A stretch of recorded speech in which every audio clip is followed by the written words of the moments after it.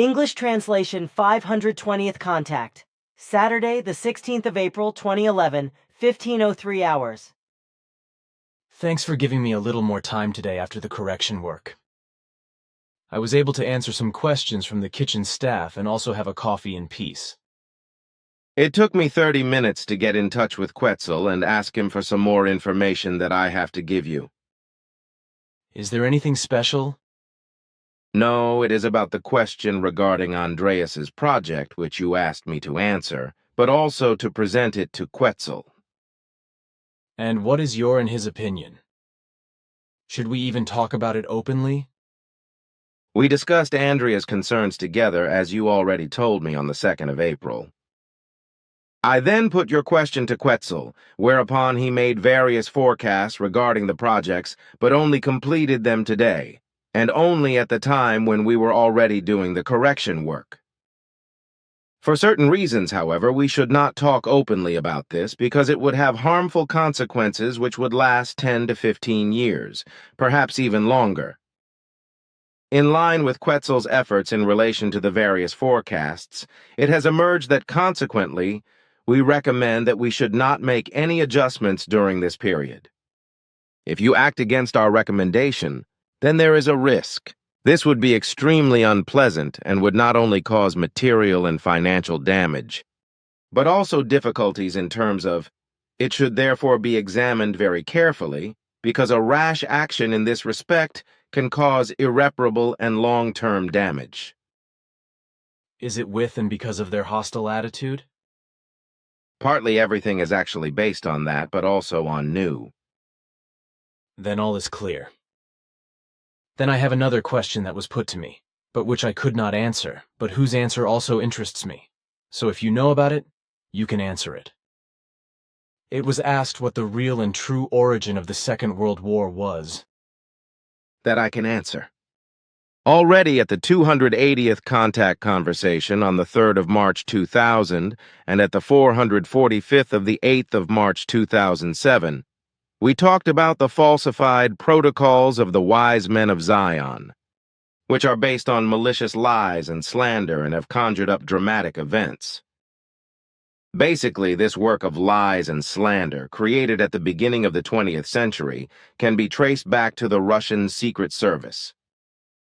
Lying and slanderous, this book claims that a secret world conspiracy has been uncovered, which originated with Judaism and had the aim of achieving world domination. This is to be achieved through capitalism and with the help of Freemasons and communism. These alleged protocols of the wise men of Zion were processed into a book that sold like hot cakes and was considered to be the undeniable truth, and is also still considered to be the real truth by all conspiracy believers today. This did not and does not leave the believers in this forgery in any doubt, although shortly after the book was published it could be proven beyond doubt that it was a common forgery, intended to malign and discredit the entire Jewish world and to incite an inflammatory hunt against the widespread Jewish people. The evidence was of no use, however, because after the book had been sold, it was too late to be able to satisfy the truth about the forger's file, which was the false protocols of the wise men of Zion. The whole thing was printed and sold en masse in the 20th century as a lying and slanderous smear book in large editions.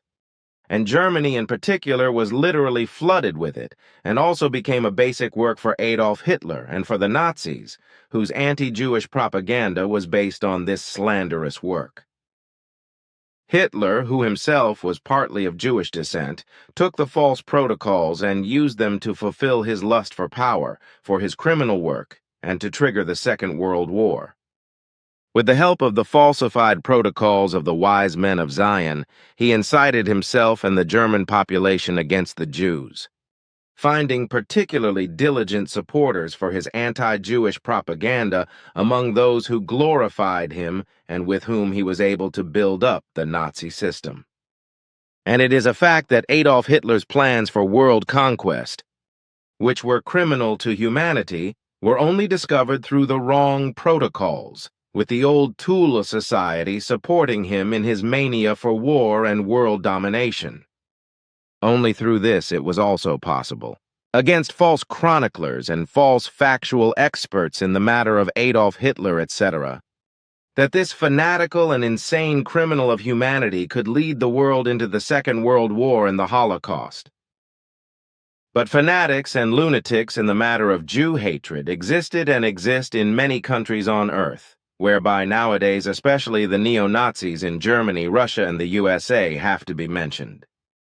But even before the Second World War, the USA made a big name for itself in terms of hatred of Jews as a result of the book of the Protocols of the Wise Men of Zion, whereby the automobile giant Henry Ford stood out in particular, who had malicious and hateful inflammatory writings against Judaism printed in huge editions and spread them everywhere.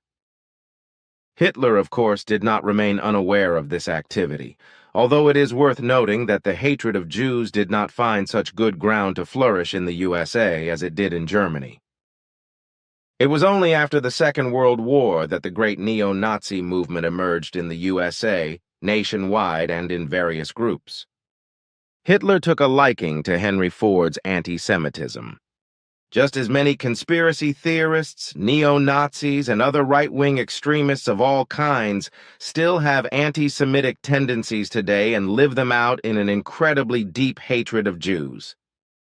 And what is very bad about this is that the false protocols of the wise men of Zion are also spread throughout the Arab world by the millions, continue to wreak havoc and incite the Arab peoples against Judaism.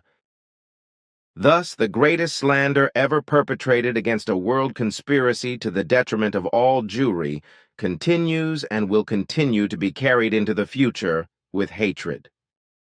This fake Jewish conspiracy story, as a hateful message, is also to blame for murderous, terrorist Islamism, which was first led by Osama bin Laden as a figurehead.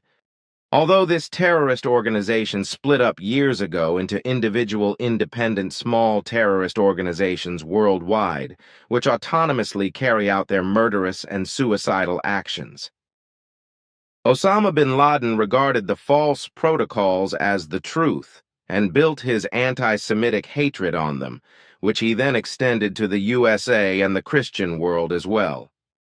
This will also continue to be the case when, at the beginning of May, the U.S. military stationed in Afghanistan, through a secret commando, takes out the head of the main terrorist organization Al-Qaeda, Osama bin Laden, as you would say.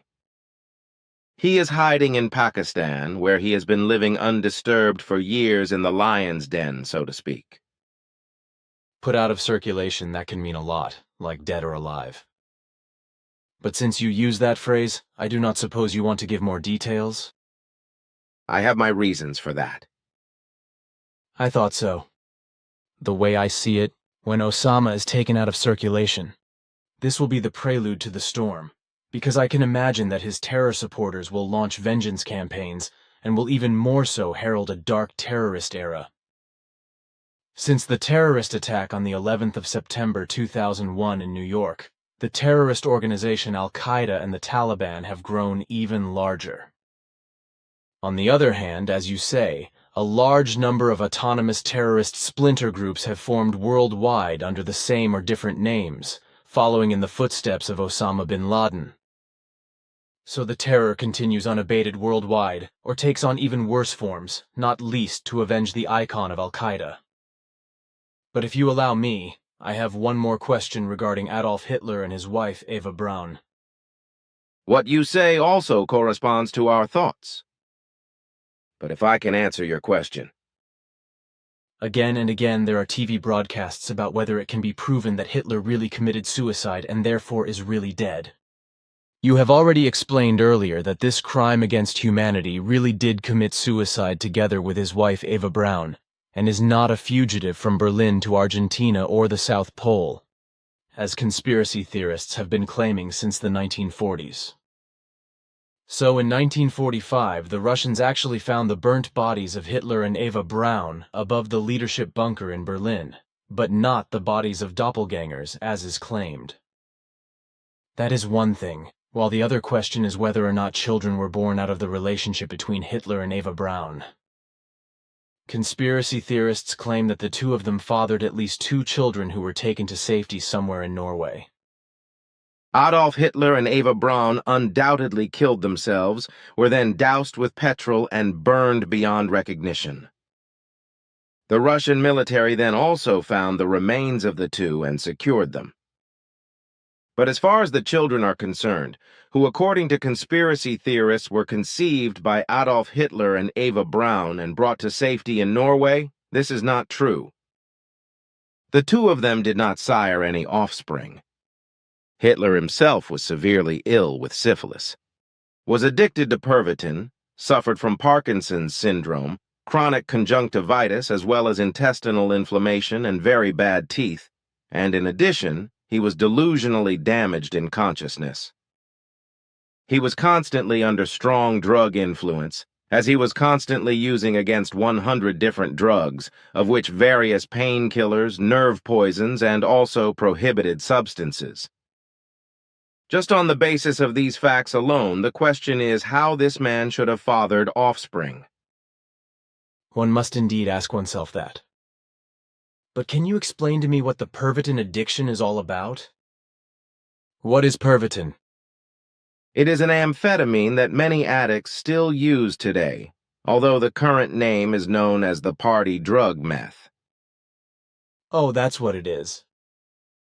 But I am interested in something else. An ancestor of yours was a Ishwish named Ptah, and he was married to a woman named Bast. So you told me once at the beginning of our contacts, and I did not ask further about this explanation. But now I am interested in where they lived, because in spite of a long search, I did not find anything in all my mythology books. Only in the Egyptian myths does a Ptah exist as a god depicted in human form, initially as the local deity of Memphis. Later he was worshipped as the god of creation, and was especially considered the god of craftsmen and artists. His wife was the goddess Sekhmet, My ancestor, whose name is spelled Ptah, and his wife Bast came from my ancestral lineage and worked for some time on Earth in South America and Mesoamerica respectively, although no records were kept of either of them. Nevertheless, they were two important persons, because they created contacts for the natives with ancient Egyptian pharaohs. This led to a certain trade between the Mesoamerican and South American peoples and the Egyptians, with all kinds of goods, also special plant products, being exchanged between them.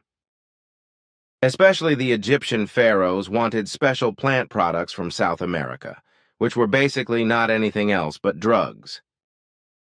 Ptah also arranged connections between the ancient Egyptians and countries in the East, even to present-day China. Then at least the advanced Egyptians must have known Central and South America even then, and reached these countries by ship. They could probably have gone as far as China with camel caravans.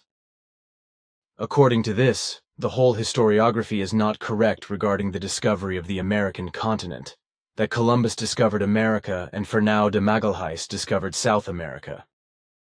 There was also Leif the Lucky who traveled in America, and people from him also settled there. His father was Eric the Red. The early Chinese were also in America earlier than Columbus. Your thoughts are correct in all respects. The Egyptians and Chinese were already shipping to South, Central, and North America thousands of years before the new discoverers you mentioned. You never told me anything about that? You never asked about that either. Always the same song. If I do not ask for something directly, you do not give me any comprehensive information. That is our rule.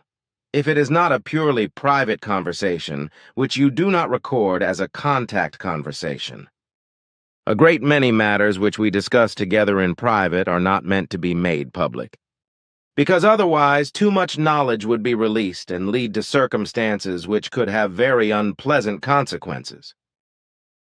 This is particularly so because our statements and explanations could lead to technical and scientific knowledge, and thus cause a great deal of harm on Earth and among all mankind.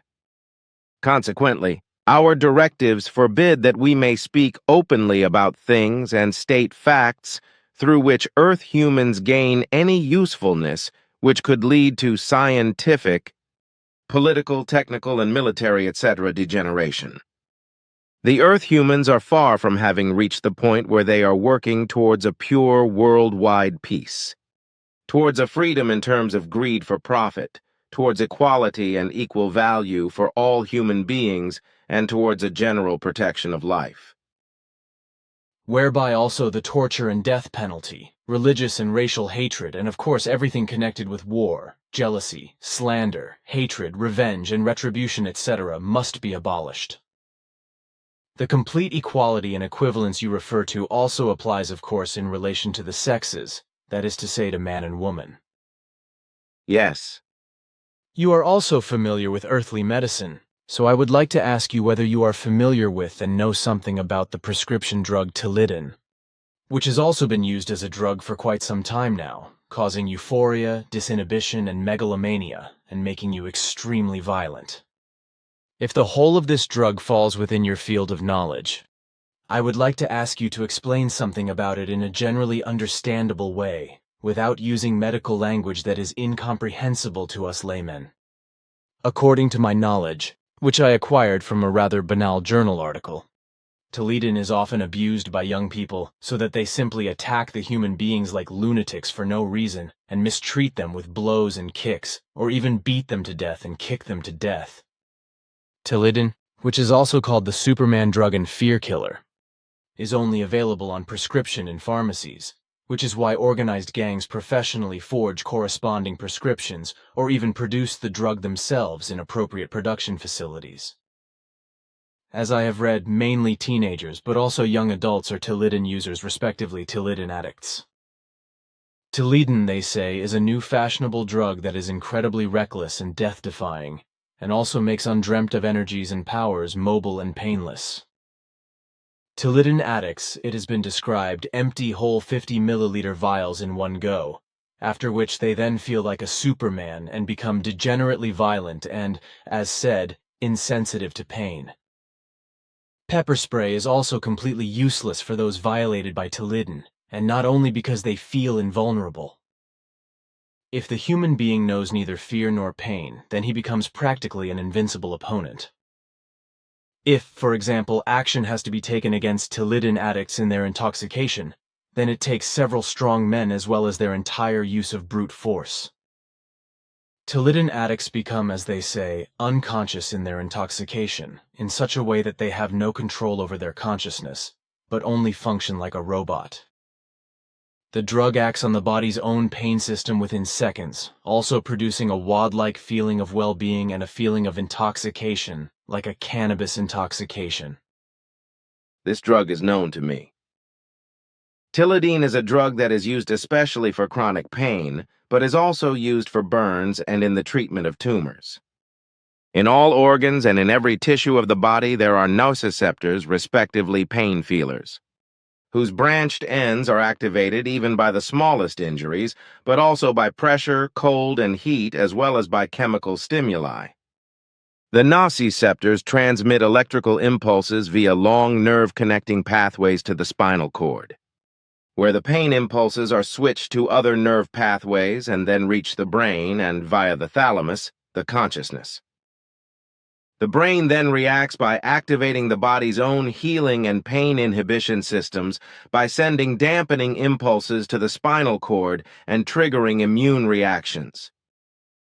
Pain is processed in different regions, while the intuitive and emotional pain is assessed in the limbic system, respectively, in the emotional center. If Tilidin is swallowed, especially as a drug, the body becomes pain-free as long as it is effective, although the transmission of the pain also takes place via the spinal cord as usual. The whole thing takes place via nerve cells, which receive the pain impulse via their widely ramified dendrites, respectively, via their offshoots. The electrical impulse is so strong that it is passed from one cell to the next. These impulses, also called signals, which are transmitted between the nerve cells, are based on chemical messengers and act at the synapses. The strength of the impulses determines how many messengers are released into the gap between the cells. The stronger the impulses are, the more messenger substances are produced and released, which then dock to special receptors, respectively binding sites. If large amounts of tilidine are swallowed, they block the receptors of the pain impulses and cause an abundance of inhibitory and pain-killing messenger substances to be released, which also impair the function of consciousness and of mind and reason. And when the body reacts, blood pressure rises and large amounts of hormones such as endorphins are released. The tilidine activates the opiate system in the brain, which then produces nerve messengers in abundance, whereby the hormones, especially endorphins, numb the pain and trigger a rush of euphoria. Only small doses are administered for all ailments in which the organism is supplied with tilidine, which are usually offset by 15 to 25 drops. The drug only becomes a dangerous drug like its sister products Adelor, Findol, and Grunton, as well as Ramoxi, Embeta, and OxyContin when it is overdosed, whereby the danger increases with the quantity. In the worst-case scenario, the human being will degenerate like a rabid animal, whereby the control of the mind is completely lost, as you say. The drug, misused as a drug, numbs every feeling of pain, which is why tilidine addicts are very difficult to control when they need to be confronted. There are not only synthetic opioids, but also the body's own opioids, whereby these substances occupy the pain antennae in the brain and thus suppress the sensation of pain. The active substance was previously used in pure form as a substitute drug for heroin addiction. Addicts become extremely brutal as a result of the drug, and they do not care what happens to them in any way, because mind and reason are switched off when the drug starts to work in the correct way. If tilidine is taken, it only takes a few seconds for it to take effect. The effect of the drug becomes fundamentally dangerous because the active substance also triggers euphoric nerve messengers. On the whole, extremely strong aggressions can occur, especially in connection with strong feelings of happiness. And this is because the brain centers, especially those that control the moral inhibition thresholds, are blocked by the active substances of tilidine. When this blockage becomes effective, which happens very quickly, a kind of megalomania appears. Certain medicines that are sold as pills, such as Ramoxi, OxyContin, and Embeta, are crushed into fine powder, dissolved, and then injected or sniffed. All give superpowers and have largely the same effects. As painkillers, there are those that work immediately, while others are characterized by the fact that they release the opioid over a period of up to 12 hours, which gives a long-term effect. If the pills are pulverized, the slow release of the active substance acts like a high-powered boost because the opioid takes effect abruptly. Tilidine as a drug is extremely harmful to health and can lead to death. Muscle trembling, seizures, and disturbed perception alone should already be a warning sign for all addicted tilidine users. Therefore, one should not wait for severe effects on the organs and the whole cardiovascular system to get rid of the drug. The drug tilidine also attacks the central systems of the filtering and detoxifying organs, that is to say, the liver and kidneys, causing irreparable damage to them. And if alcohol is added to tilidine, the respiratory rate drops rapidly, which means that too little oxygen is supplied to the brain and it suffocates it. I have read that tilidine, as a painkiller, is becoming more and more of a mutagenic drug straight from the medicine cabinet. The drug is prescribed by doctors 1,000,000 times over, and it quickly became known that it works as a Superman drug if the prescribed dose of the liquid painkiller is increased. Although tilidine has been known for some time, it has not been given much attention in terms of drug effects. Surprisingly, the upsurge in drug abuse only began in recent years. In the past, it was opium, hashish, cannabis, betel, heroin, nut war, cocaine, LSD, crystal meth, liquid ecstasy, etc., and today it is Tilidin, which was developed as a strong painkiller and belongs to the group of opioids, as you also said. And the fact that in the past the active substance was used in its pure form as a substitute drug for heroin addicts. I know that in order to prevent abuse, the manufacturing company added a drug called naloxone to the pure active substance to counteract the intoxication effect. It turned out, however, that the drug could only be administered intravenously and was only effective if the drug was taken in large quantities. But not if large quantities of Tilidin were swallowed because the naloxone was broken down by the liver. The patent protection for Tilidin has not existed for a long time, as it has expired. As a result, pharmaceutical companies have been fighting a real battle over the production of the painkiller and are marketing their products under a wide variety of names. And as for the trade in stolen or forged prescriptions and the secretly produced Superman drug, the whole thing is now systematically organized. And, as I read in the article in question, chronic offenders are also increasingly and deliberately resorting to Tilidin as a way of getting off on robberies and fights. When the human beings get into a fight in a Tilidin frenzy, of course they do not escape unharmed, but they do not feel pain, at least not as long as the drug is effective. Unfortunately, it is the case that criminals who take Tilidin feel on the safe side, because the lax law and penal system imposes milder punishments when the perpetrators are under the influence of Tilidin. Similarly, this milder punishment also applies to any other drug, medicine, or alcohol intoxication. The fact that Tilidin is addictive and leads to severe addiction has already gotten around in certain circles. But what this drug really does in the body during addictive behavior is largely unknown among addicts.